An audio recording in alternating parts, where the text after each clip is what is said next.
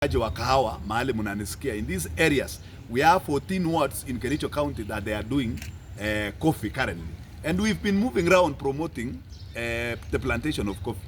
Lakini ikifika mahali mtu amejua kahawa zimekuwa mingi pande hii, we were rated the best in terms of volumes yenye tulipeana kama county ya Kericho kwa coffee exchange. Lakini sasa huyu jamaa amefika, wanataka kufanya vitu yao direct, kununua kutoka kwa wakulima.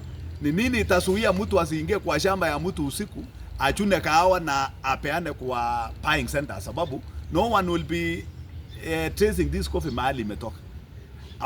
Wamefungua all over in Kamashan, wamefungua all over in Kunyak, to mean hata mwizi anaweza amua kuiba kahawa kwa shamba ya mtu Kamashan na aenda auza hata tunnel. We have a serious milling, that is Kipkelion Coffee Mill. Yenye all the cooperative societies, they invested a lot of money to build that cooperative, Kipkelion Cooperative Union. Yenye wamepewa licensing ya kumil na kuuza kwa niaba ya wakulima. Sasa tukiruhusu wezi wanakuja kununua direct kahawa na kupeana cash kwa wakulima, wakichukua waende wafanyie milling. Hii employees yote wenye wameajiriwa na cooperative societies pamoja na coffee mill ya Kipkelion wataenda wapi? Kwa hivyo nimesema kama kiongozi wa sehemu hii, this is the last thing I'll ever take.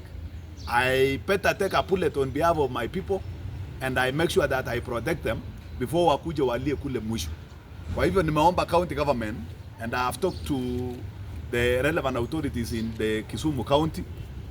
Mahali hao watu wanataka kuset pace hapo Kandege. Nimeongea na county government ya Kericho kwamba wafuatilie before watu waanze kufanya milling. Najua watapitia njia za mkato. That's the reason wameenda Kisumu County, sababu wanaona labda hawapandi kahawa sana, kwa hivyo kupata license inaweza kuwa rahisi. Lakini wanakuja kufungua sasa wale wanaita buying centers kwa centers ya Kipkelion West constituency.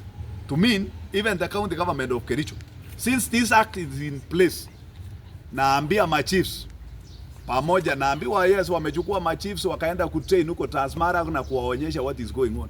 Naambiwa wamechukua chiefs all the way from Kipkelion West kwenda kuwaelekeza kule Transmara, wameenda something like a benchmarking, kuambia naletea watu wenu mambo mazuri. Lakini kusema ukweli, hii ni kupotoza wananchi na ni kuua wakulima kwa njia moja ama nyingine. Kwa hivyo nimesema county government mnastahili kupeana license before somebody afungue a buying center. I want to warn the officers in the county government, the Department of Trade. Mukijaribu kupeana license, mtu aenda anunue kahawa which is against this act, hata nyinyi mtakuwa matatani. Kwa hivyo nimeambia MCAs from this area and from the areas that are growing coffee, we are now expanding the coffee plantations to cover almost the whole constituency in Kipkelion West. Kipkelion East have started the same.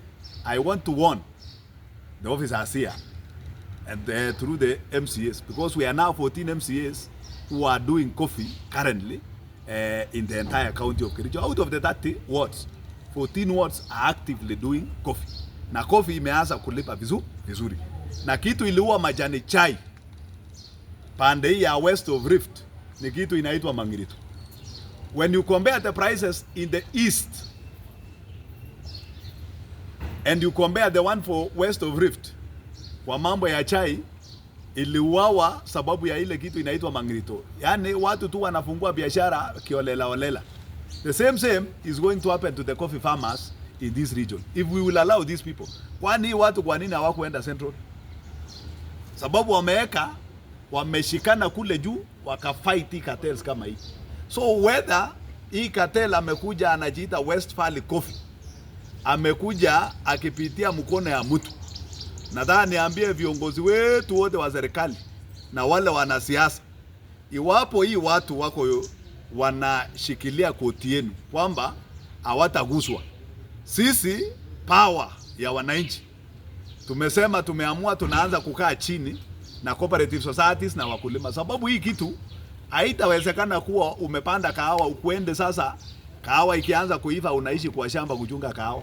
Hii maafa yale yatatokezea kupitia hii itakuwa mengi.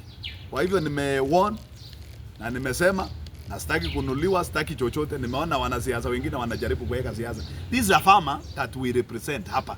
This is a farmer that an MP is representing. This is a farmer that a woman rep is representing. This is a farmer that the senator is representing. This is a farmer that the governor is representing. And this is the same farmer that the president is representing.